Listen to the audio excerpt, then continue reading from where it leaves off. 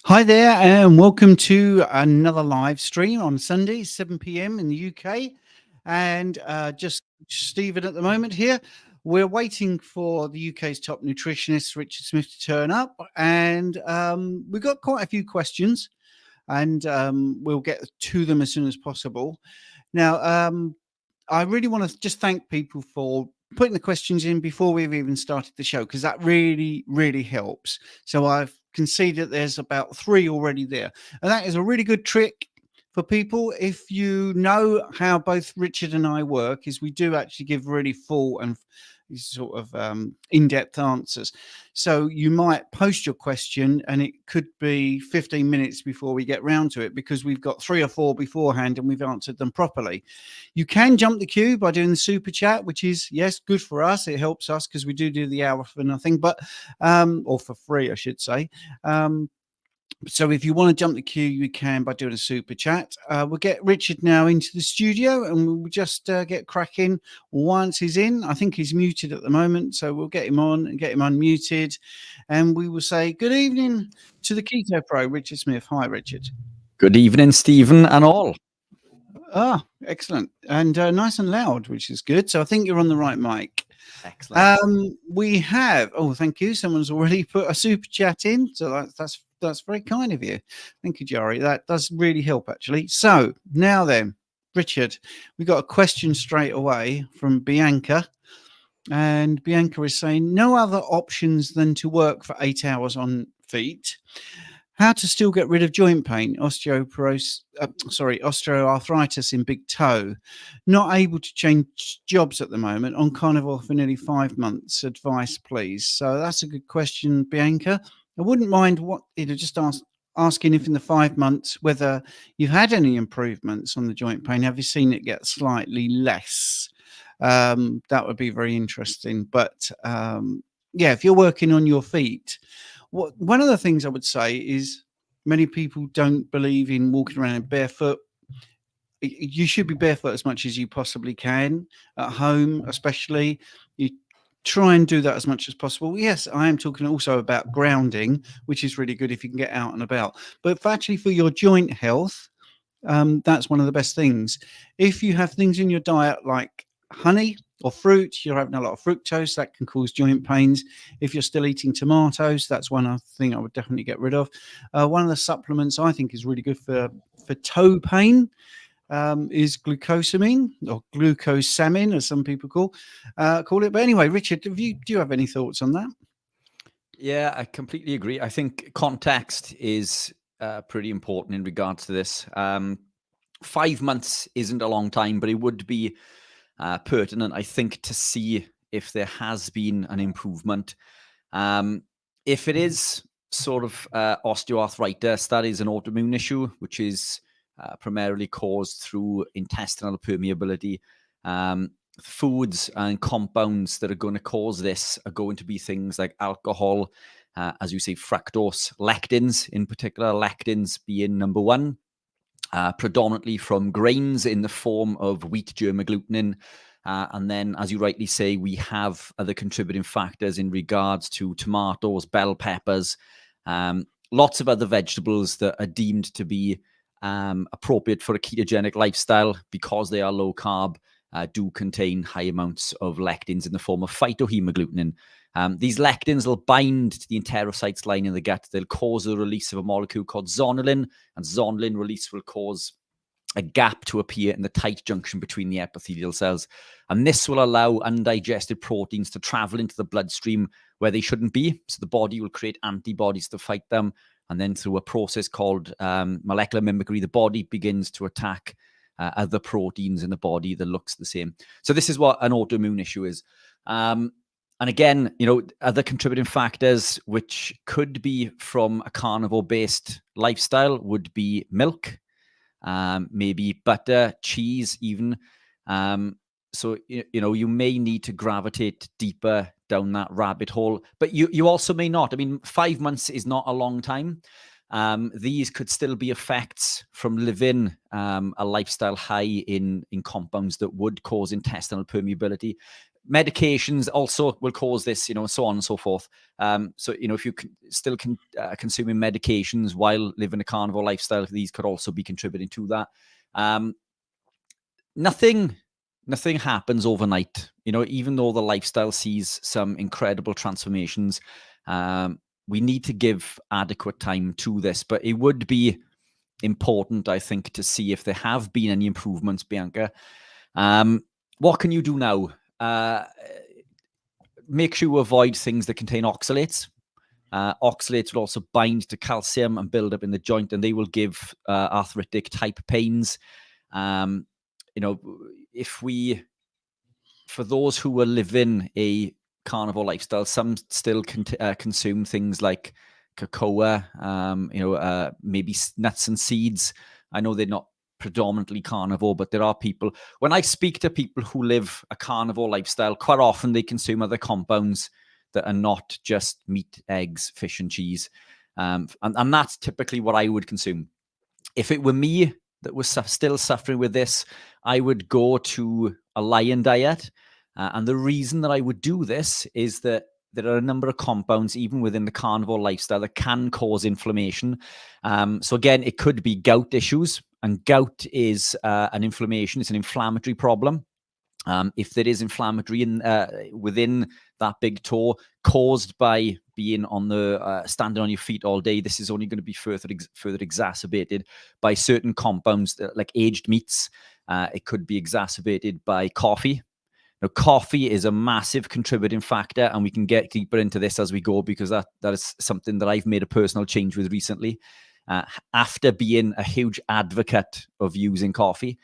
But we'll leave that a little bit later on. Eggs also contain a protein called overmucoid, which could cause issues. As I say, cheese, cooking in butter, aged meats, pork, chicken, because of the higher linoleic acid content. If the higher linoleic acid content is going to cause a pro-inflammatory state, this could also be causing and contributing to that inflammation. So look, there's plenty of levers to pull. But that, if you do have time to come back, Bianca, it would be interesting to see how you have seen, if any, improvement currently. If you're not already a member of Stephen and myself's private group, then feel free to join that. We go live in there every Monday. I think, are we moving to 8 p.m. tomorrow, Steve? Is it tomorrow? Yeah, 8 p.m. Brilliant. By popular demand. I know it's going to upset a few people, but more people, something like 4-1, wanted it at 8 p.m. So we're doing it at 8 p.m. Perfect. Sorry, Steve, just really quickly. The reason for saying this, Bianca, is that during the lives on YouTube, as Stephen said when we came on, the message or reply may get lost, and we may not even get to it later on in this show. But in the lives that we do in our private group, it's a Zoom type meeting. There's between 10 to 20 people in there, but we can really get into the weeds, and we can go back and forth with bits and bobs and really get into the weeds with this. But we'll pop a link for the school group in the chat at some point today. Yeah, I will do that in a second. Now, I flashed up on the screen because Yari actually did a super chat and is put, how's Richard's coffee break going? And this is going to be very interesting because I might have something to add that you don't know about Richard. But tell me, how is your coffee break going? Yari, you are an absolute gentleman. Yari is a client of mine through private coaching. Fantastic story. We are recording a podcast soon. He's lost an incredible amount of weight. He's in awesome shape, ripped with abs and all sorts. Incredibly motivational gentleman, and someone that I now consider a friend from the consultations that we'll be doing. So appreciate the super chat. And I'm looking forward to chatting with you tomorrow, I believe. I'm sure we booked in tomorrow. Anyway, coffee break, 8 days in. I have done 1 week, 2 week, and 3 weeks prior with no coffee. It has been incredibly difficult previously, but I'll be honest, because of the effects that I believe that it's caused, I haven't missed it this time. I'm not craving coffee. I have had the negative effects of coming off it. I have felt fatigued. I have felt a lot of upset in regards to many other things, which could also be a form of oxalate detox through a number of different mechanisms, and we'll go into that now. But 8 days in, I haven't missed it because the way that it made me feel was so bad. I'm happy that it's gone. And the reason that I believe that it's caused issues was that, and as you guys who are regular listeners know, that I've always been a big advocate of coffee, and for a number of reasons. Coffee can be beneficial. It's a known ergogenic aid, which means it's known to improve athletic performance. It's a stimulant. It's a fat mobilizer. So if you are losing weight, if you're looking to lose weight and you consume that before you hit the gym, this will mobilize fat and allow you to burn fat at a higher rate. This is why the whole movement with the bulletproof coffee thing and the fat coffees, came about a number of years ago, because it does work. It blocks the adenosine receptor, so it doesn't give us energy, which is a common misconception. Coffee blocks our body's ability to tell us that we're tired, which is fantastic if we need that, So lots and lots of benefits. I have fallen into the trap of relying on it because I work 7 days a week. I've gone from consuming like one shot once a day to consuming 4 shots in a coffee 5 times a day. So basically consuming from 1 coffee to 20 coffees equivalent per day. This led, I believe, to intense pain in my legs, pain in my hand, in which I've lost grip in my hand, intense pain that cost me my time that I was aiming for in the Swansea half marathon 2 weeks ago. I was aiming for a 1 hour 22 and I came in a 1 hour 26, which was a PB by quite some time, but I know that I was capable of a 1:22, but my legs give up. And the reason for this, that I believe, is that coffee contains a compound called acrylamide, which is a potent neurotoxin. If you Google acrylamide and its ability to cause muscle damage, neuromuscular damage, it is quite intense. Acrylamide is a potent neuromuscular damager. It's a neurotoxin, and it led to intense pain in my legs, which we often hear the likes of Anthony Chaffee mention, that when he consumes coffee, he gets pain in his leg almost instantly. Now, I've never had that before, and this is why I've always said, if it's working for you and it doesn't elicit any negative response, then keep it in. This pain scared me to the point where it affected the gait of my walk and run. And I almost felt like I was losing control of my legs. I had muscle spasms, tingles, pins and needles. I could see the muscles in my legs, fluctuating, and it was painful. And they were twitching for a long time. So I've quit coffee for now as an experiment. So far, so good. I've been on the bike indoor twice. Very, very poor efforts, but the second effort was considerably better than the first. I'm able to walk up and down the stairs with a spring in my step, and I feel that I'm ready to go back running tomorrow with my running club at 6 p.m. for a 6-mile run. Incredibly slow, but I will keep you updated and I will let you know how I get on. But Yari, thanks for that. So far, so good, and I will keep you updated. Yeah, you see, now this is really interesting because I did a little experiment with coffee myself. And again, people will know I've been quite happy with decaf. And at 60, I've been playing 5-side soccer. And I noticed that my knees were hurting longer than I was expecting after a football match.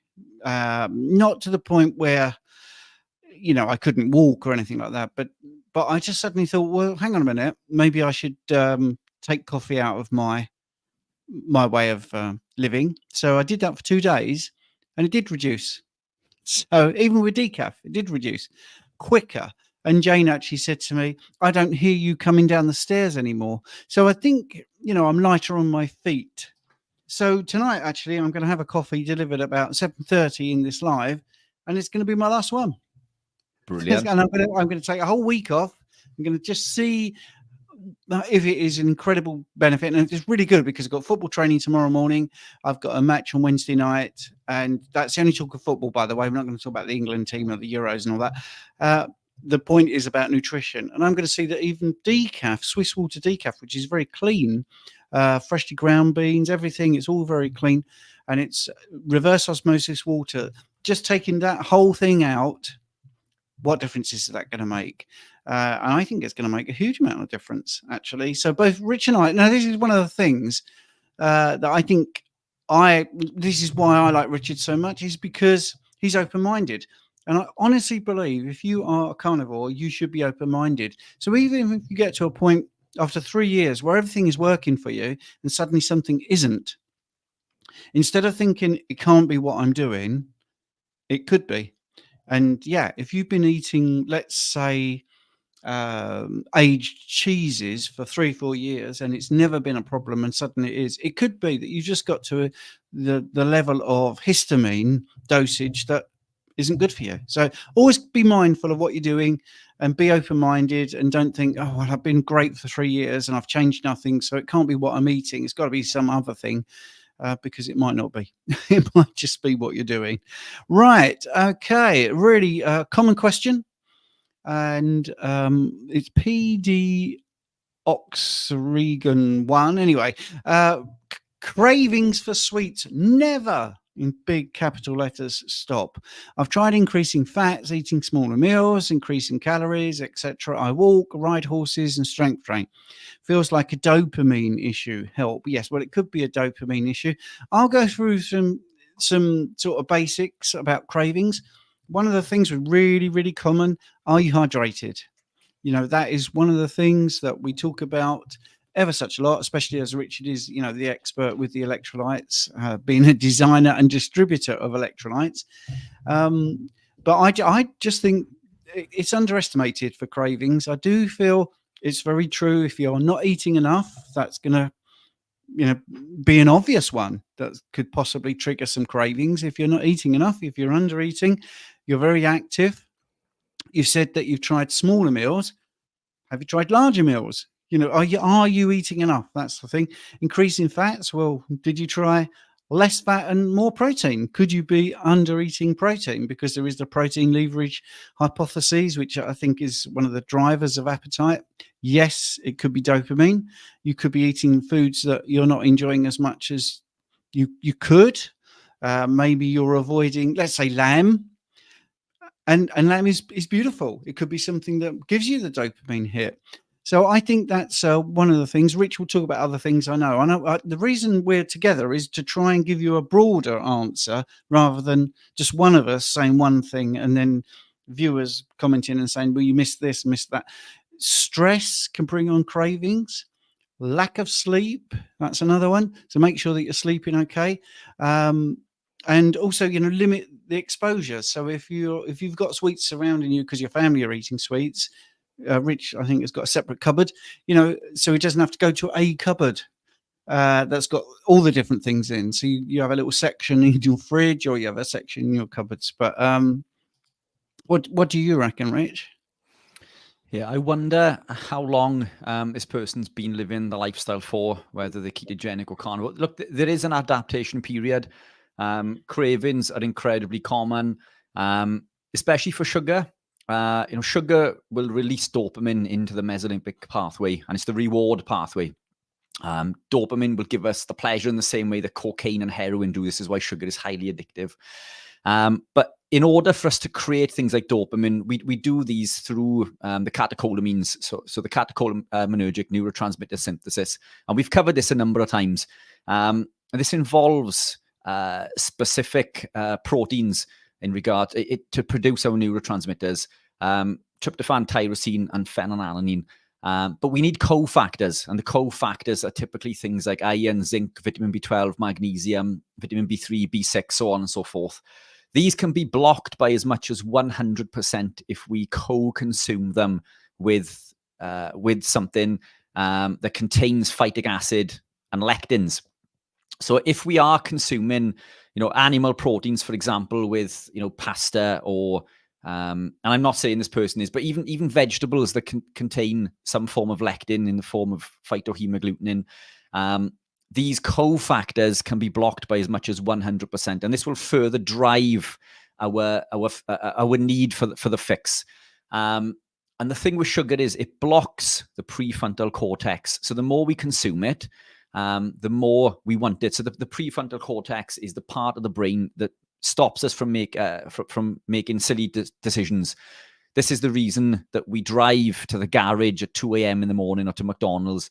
This is how powerful sugar is.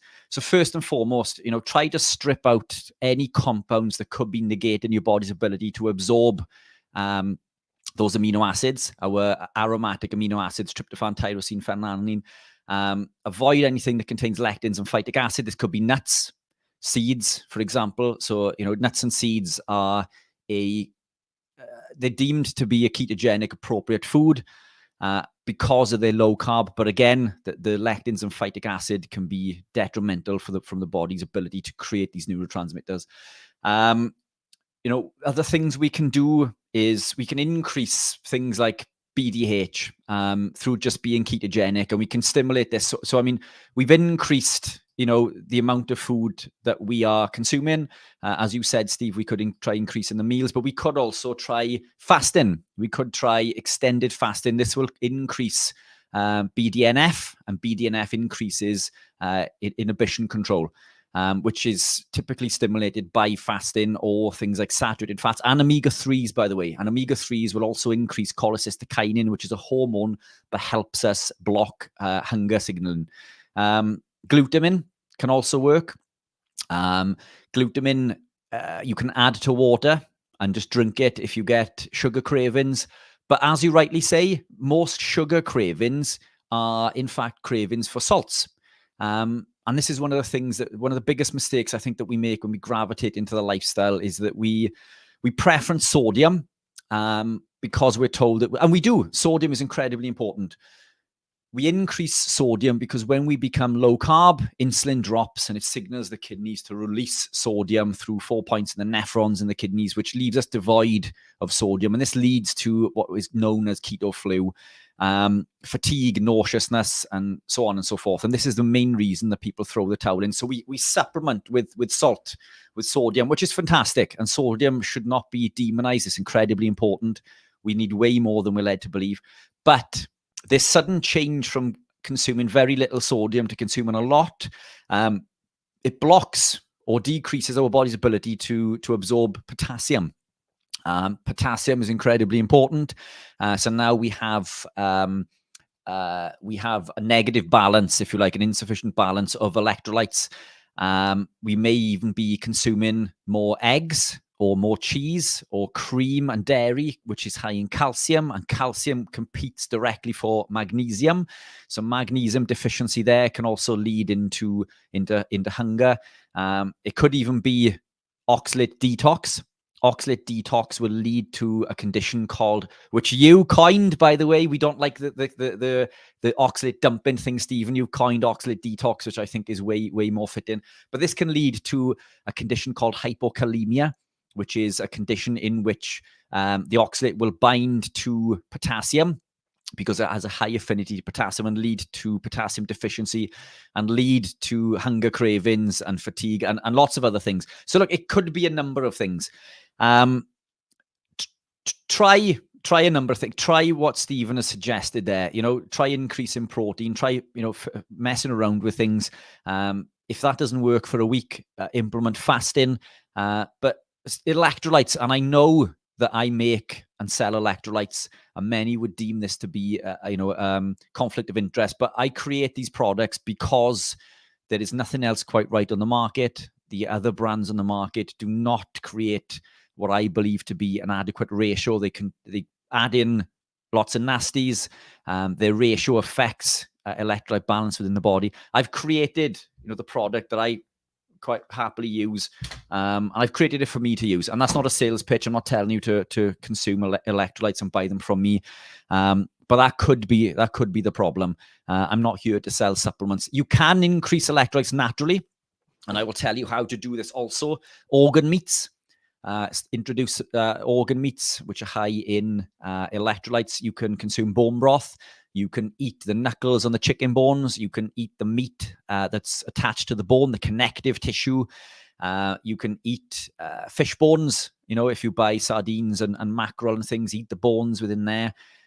You can take collagen supplements or even increase collagen through consuming more fish. So there are natural ways that you can do this, but these are things that we don't tend to do generally as a society. I do all of these things. I don't make bone broth anymore because I'm too lazy, but I do buy bone broth and I'll just add water and drink it that way. But there are ways that you can do it naturally also. So this isn't by any means a sales pitch, but try implementing some of those and keep us updated. Hopefully next week or the week after, we'll see some positive movement. But remember, every time that you do consume that sweet treat, you are only contributing to that cycle. You need to break the cycle. You need to block your body's ability to block that prefrontal cortex and prevent the body's ability to make stupid decisions, basically. By keeping sugar in, we're only fueling that problem. And sometimes understanding that is enough to break the cycle. Understand that when you do give in, it puts you back to the start, and then these cravings will start again, and you're only fueling that craving further. So we need to come off those sugary treats.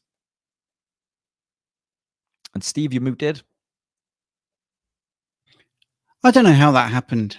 I think I was worried about feedback and stuff like that. But anyway, right. Gemma is asking, well, she's got a 3-part question, but what I'm going to do is I'm going to ask the first question, get Rich to maybe have a quick answer on this, and then we'll go into the second part, which again could be short, and then the third one, which is quite short, because there's a lot of other questions as well. So anyway, Gemma's asking, I've been following a carnivore diet now roughly for 70 days and still very much lacking energy.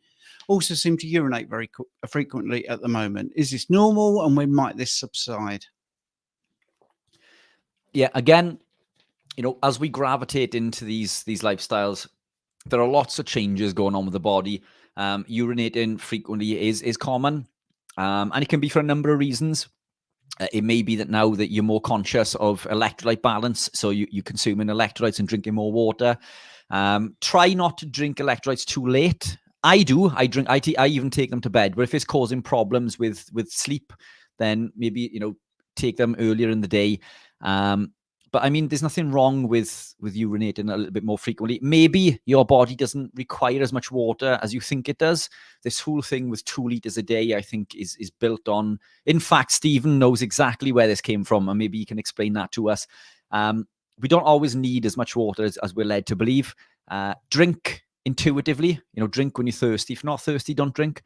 It is normal. 70 days, what's that? That's a little over 2 months. That's not an awful long time into the diet. I should imagine that it will subside, shortly. Yeah, I mean, the lack in energy is because, for instance, protein takes 5 times the amount of energy compared to carbs to process. And also, don't forget that if you're taking glucose out of your diet, you have got excess water that your body will expel. So there's many reasons. I think it is normal for many people, like you say, Rich. Right. Yeah. Hopefully, Gemma, that's her phone. I think Gemma is actually part of the school group. She is, yeah. Just one other thing to add to that also, Steve. I mean, the gut microbiome is dying off. We're coming from, what we call a lifetime of abuse. And sugar, glucose is essential for life. And Stephen and I will not argue against that.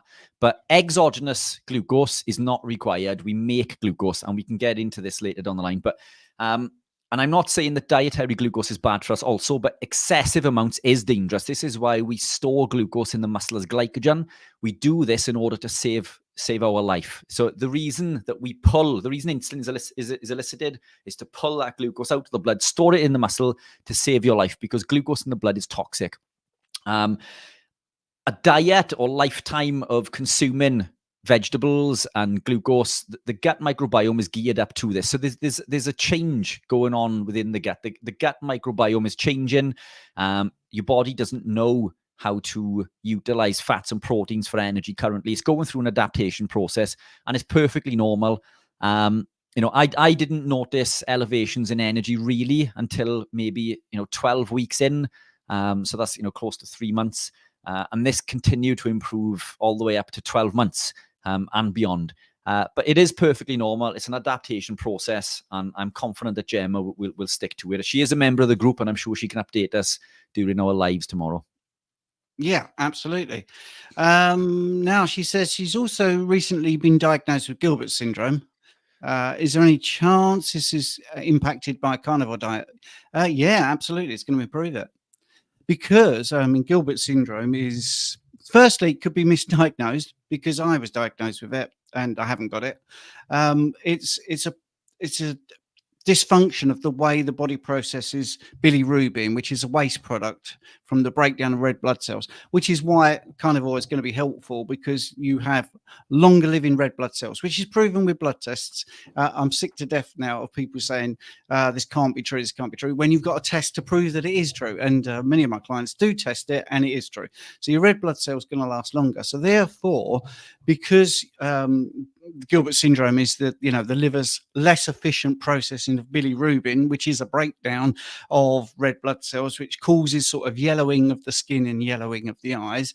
It's going to make it much easier for the liver. One of the things that definitely, it's really weird how we're going to come back to this again, that can cause an issue is dehydration. But don't buy into the 8 glasses of water a day. Just drink to thirst. And the other thing is your bilirubin is part of your bile production. So what will happen is, when you eat this way, you will see that the carnivore diet is impacting in another good way, because the bile production, the quality of the bile is going to be better. That's going to be much easier for the liver to process, because you will have taurine, you will have other amino acids, which are all part of the production of bile. And that is going to be really helpful for your liver. So that's really basic. And cholesterol, of course, which is a cofactor in the processing of making bile. So I think you might find, actually, in 6 months, a year's time, you're going to look at that diagnosis and think, that's interesting. That seems to have gone. I actually had that. And it was completely misdiagnosed. But there you go. Right. Okay. Or I had the diagnosis. I didn't have it.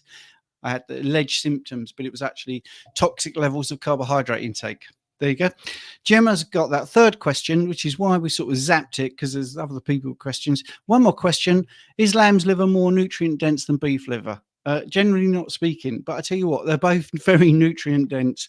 If Rich wants to pipe in, more than happy. Yeah.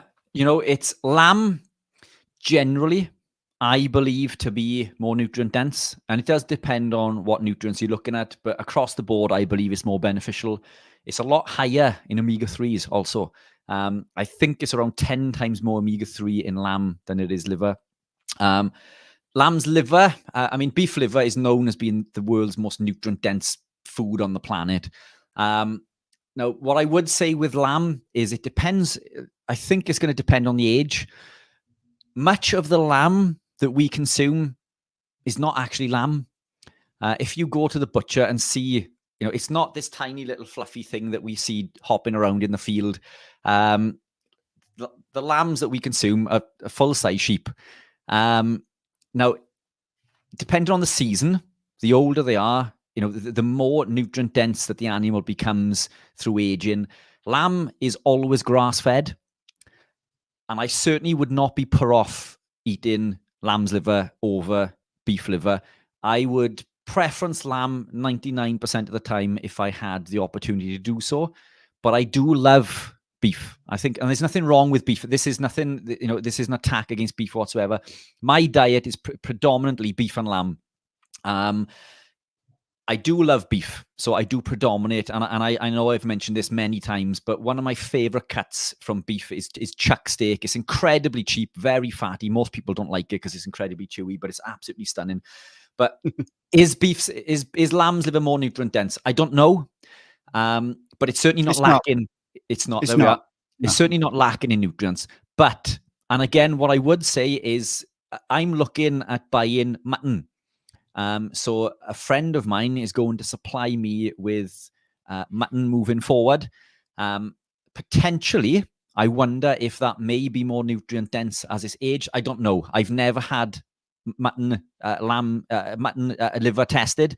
But either way, it's not going to put me off eating lamb's liver. Lamb's liver is far easier to eat, in my opinion, than Yes. beef liver. Beef liver is incredibly overpowering. I eat it because it's good for me. I don't eat an awful lot. You don't need an awful lot either. But lamb's liver is far nicer to consume, in my opinion, at least, than beef's liver. Yeah, you see, now this is one of the nuances. Yes, beef liver is more nutrient dense, but are you going to enjoy it? And if you don't, you're not going to eat it. If you like lamb's liver, which by the way I've eaten raw, I'm not saying you have to do that, but it's surprisingly tasty even raw. I would say I would go by taste as well. So if you wanted to have lamb's liver like once a week and you actually enjoyed it, you were going to have beef liver once a week and you hated it, go with the lamb's liver, because it is still nutrient dense. It's still got plenty of things in it, vitamins like zinc, vitamins, and we've got zinc and selenium, B12, of course. It's nutritional powerhouse.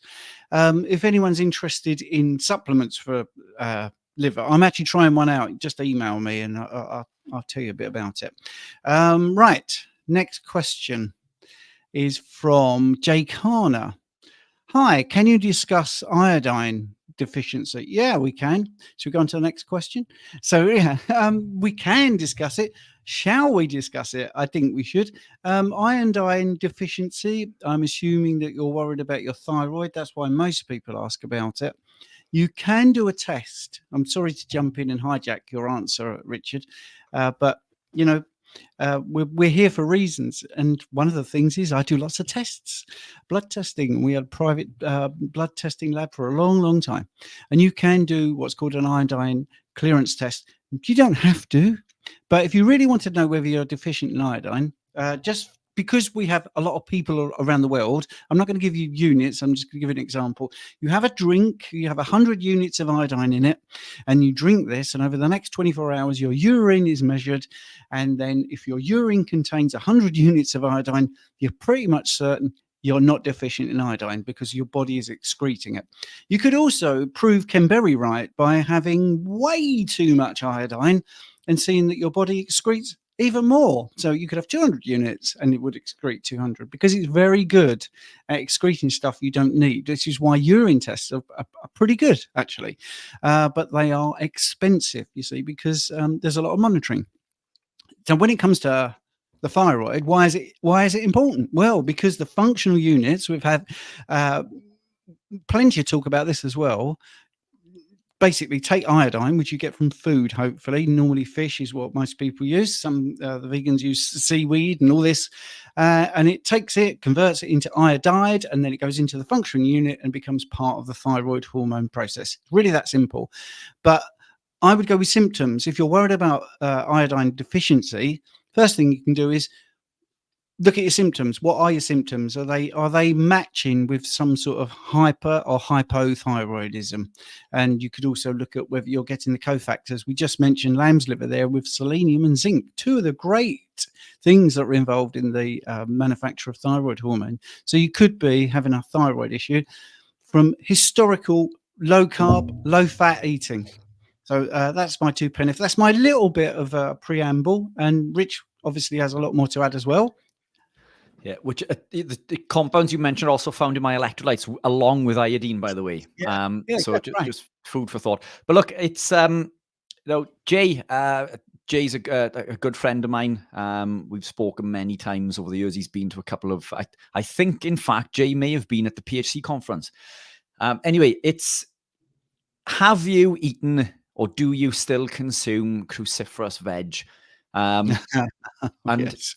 Yeah, and this is worth saying. I know this is predominantly, a carnivore type channel, but look, as I said earlier, many of us who live a predominantly animal-based lifestyle still indulge in other compounds, and it's always important to reiterate the fact that all vegetables contain plant toxins, phytoalexins, toxins which are poisons, defense chemicals.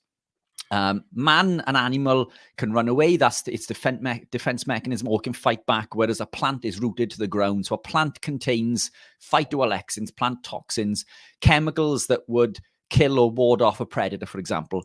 Cruciferous veg and things like broccoli in particular is incredibly high in a compound called sulforaphane. And don't believe all the rubbish that you've been fed about sulforaphane being incredibly good for us. Sulforaphane is an isothiocyanate which causes goitrogens.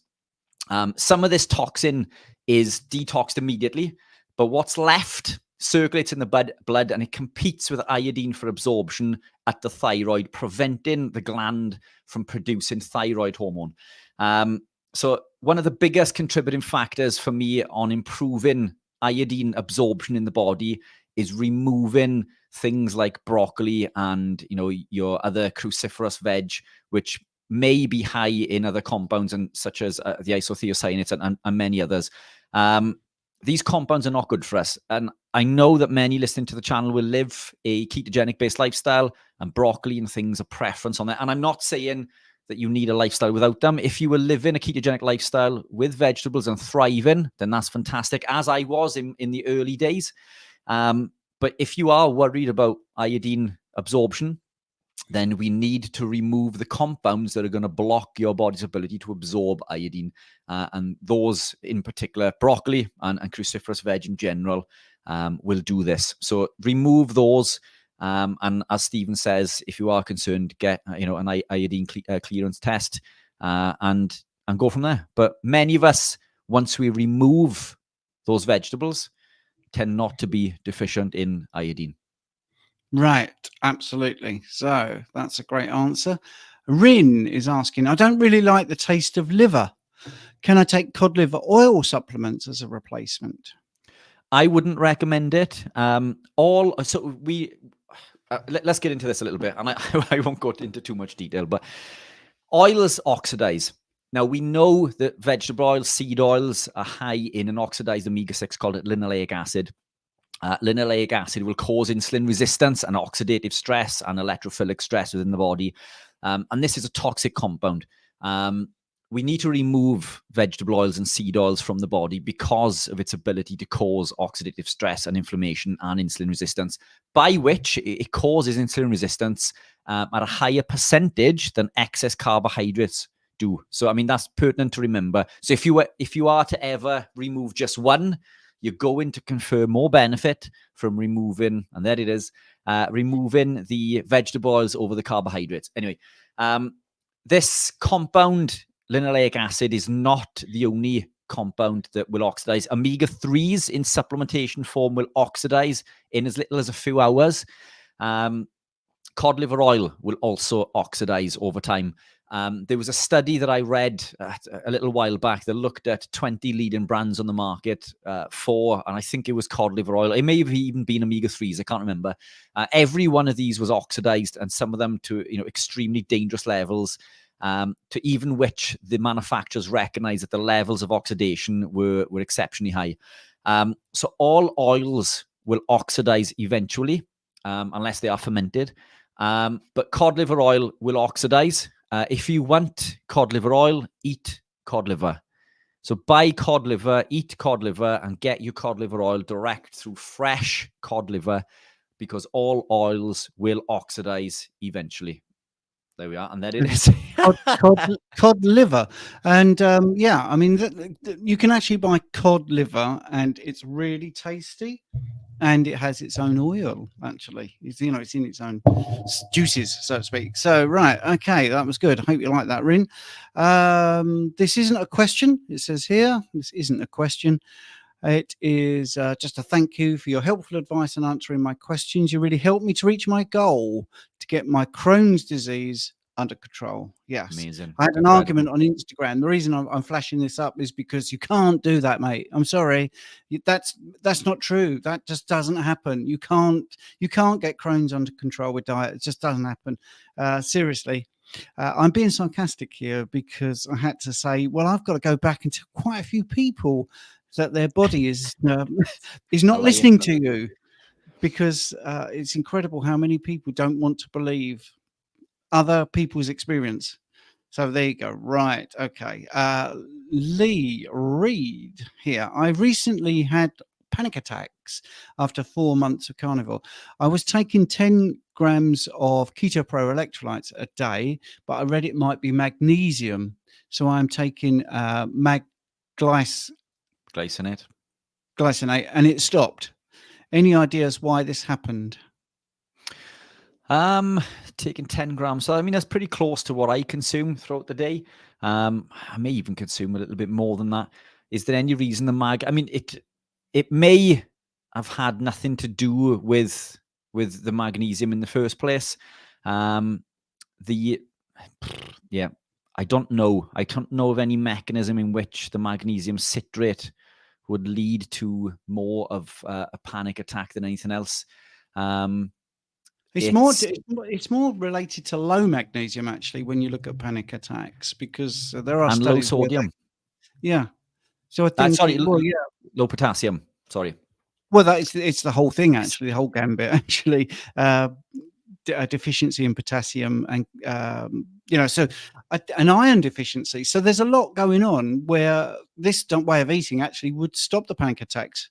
Yeah. So I wonder yeah, there if the consumption of the magnesium citrate was continued and the glycinate was added in, maybe. So it could very well be a magnesium deficiency. So, I mean, magnesium glycinate will cause less gastro distress, but citrate is highly bioavailable. And also, remember that calcium competes for magnesium. So if we live in a lifestyle in which we're consuming lots of dairy, cheese, maybe raw milk and eggs, the calcium will block the absorption of much of the magnesium. So we need way more magnesium than we're led to believe if we are consuming those compounds. So I just wonder, bounce it back. I mean, Lee, does that mean that you were still consuming the 10 grams of the electrolytes a day and added in the glycinate? Because that would mean then that it could be a magnesium deficiency. But low potassium will also cause this. Low potassium, so it'd be interesting yeah. to come back to that. And Lee is saying here, also getting very tired by the early evening. I also had bad acid reflux for years. I heard it might be a B1 issue, so I started taking organic B complex 2 days ago. Am I doing the right thing? Well, you're doing the right thing with carnivore for a start, because acid reflux is going to be reduced. And I know we can't say to you personally, this is not like medical advice, but this is what we see time and time again.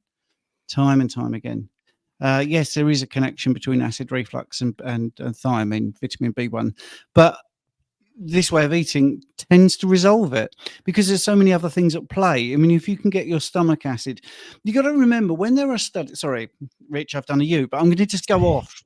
Go on, carry on. All the studies that we quote are based on people eating 60% carbohydrates. Yeah. So yes, there is a correlation between acid reflux and vitamin B1. But is it in carnivores? Because none of those studies will have had carnivores or long-term carnivores in the study.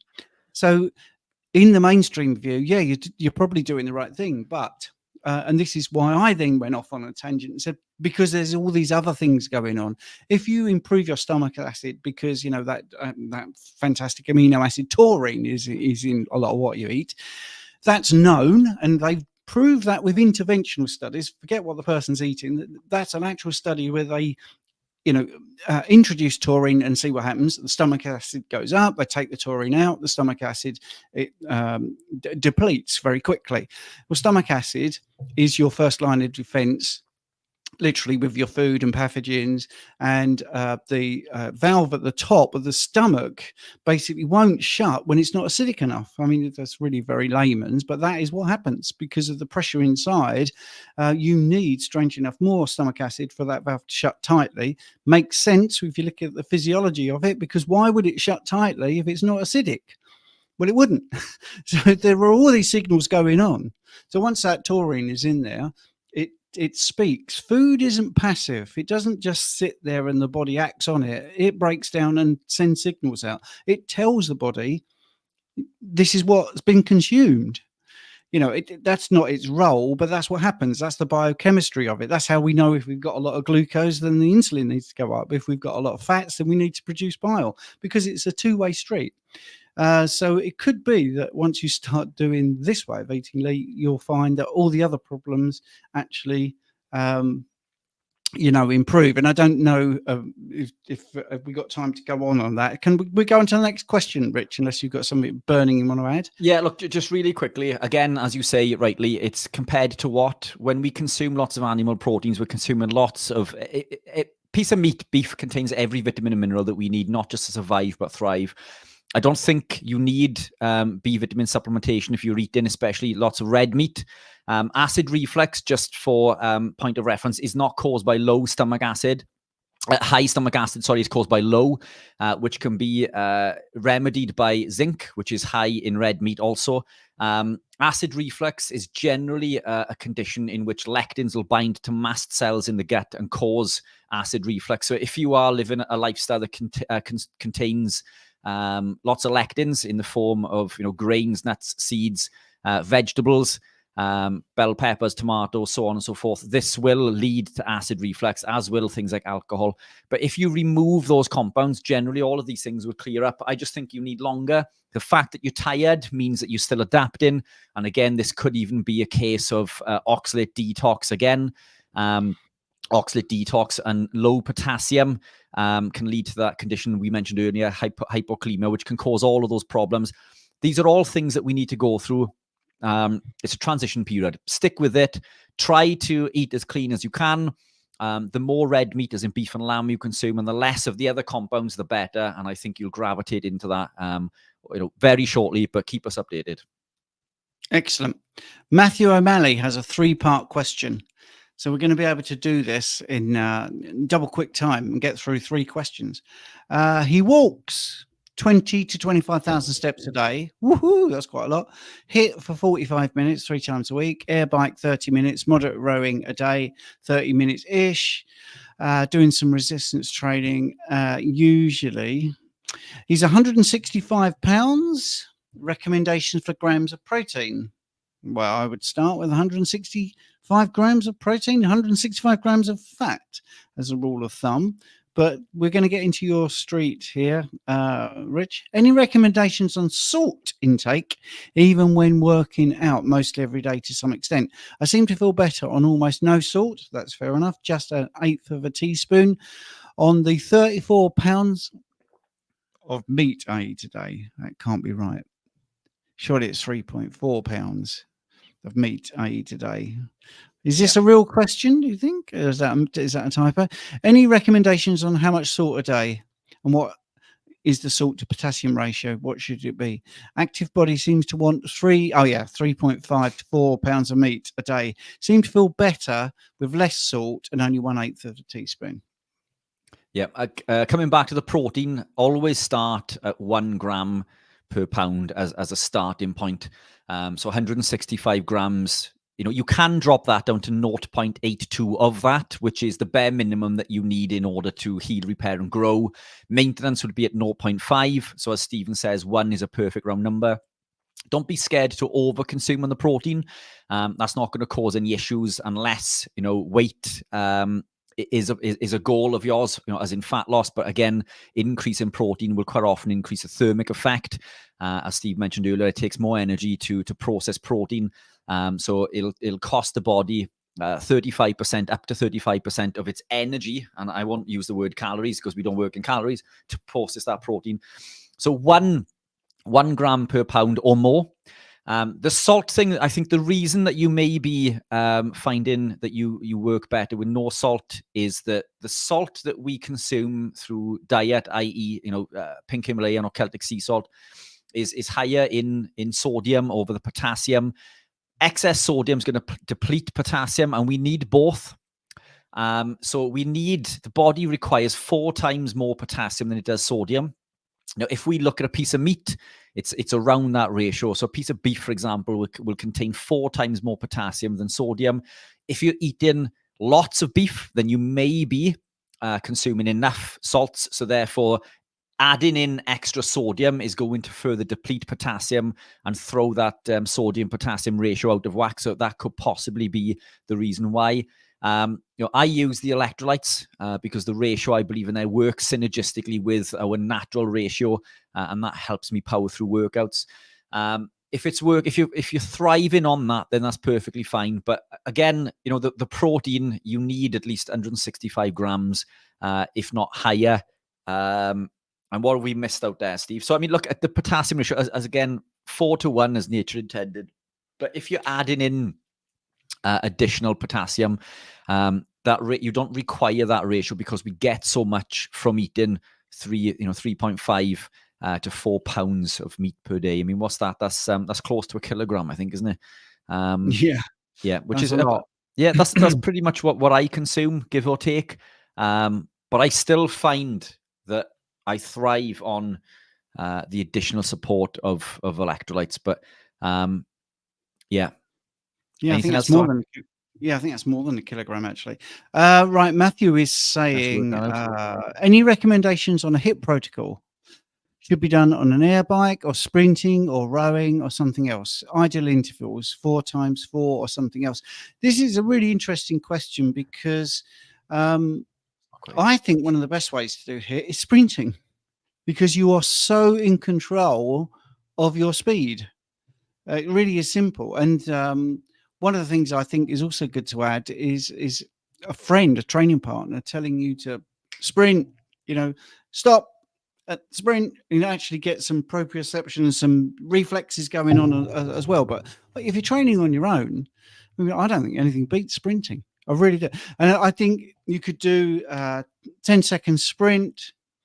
You could literally do 40 seconds rest and 10-second sprint. Whatever I think feels like you're pushing yourself to a physiological edge where you are comfortable, so you're not going to kill yourself, but you are pushing yourself. You don't want to go too much too soon. The reason I'm saying that is because a lot of people watch this.